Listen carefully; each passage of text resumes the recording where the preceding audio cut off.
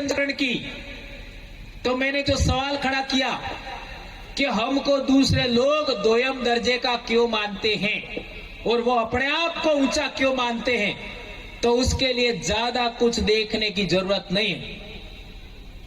किताबों में क्या लिखा ये महत्वपूर्ण कम है, शास्त्रों में क्या लिखा ये महत्वपूर्ण कम है। हमारे जीते जी कौन हमारे साथ कैसा व्यवहार कर रहा है, यह अनुभव बहुत बड़ा है दोस्तों। ये बात समझना होगा।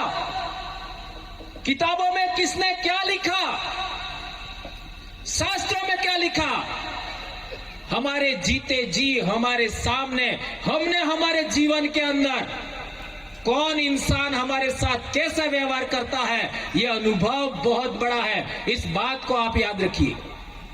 तो हमारा अनुभव है, आज मेरी उम्र भी 50 साल एग्जैक्ट चल रही है अभी, और मैंने अपनी पढ़ाई के दौरान मेरे को कभी मालूम नहीं पड़ा कि मेरे समाज के साथ छुआछूत होती है, क्योंकि मैं पाल का बेटा हूं और पालों में किसी की हिम्मत नहीं है, किसी की औकात नहीं है कि पालवी आदमी को कोई छुआछूत करे, किसी के सामने हिम्मत नहीं है कि वो उसको दबाए।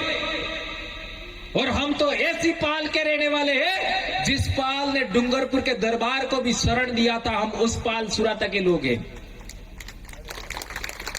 तो मेरी पढ़ाई के दौरान कभी मेरे को पता नहीं लगा कि मेरे समाज के साथ ऊंच नीच का व्यवहार, छुआछूत का व्यवहार, भेदभाव कोई दूसरा समाज करता है, ये कभी मेरे को मालूम नहीं पड़ा।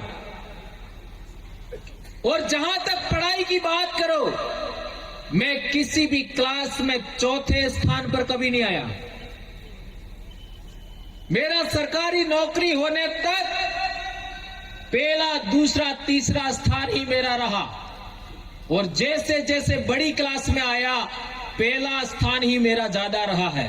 12वीं में भी पहला स्थान, एसटीसी में भी पहला स्थान, बीएड में पहला स्थान और कॉलेज में मेरा दूसरा स्थान। ऐसी मेरा पढ़ाई रहा, तो मेरे को कभी मालूम ही नहीं पड़ा।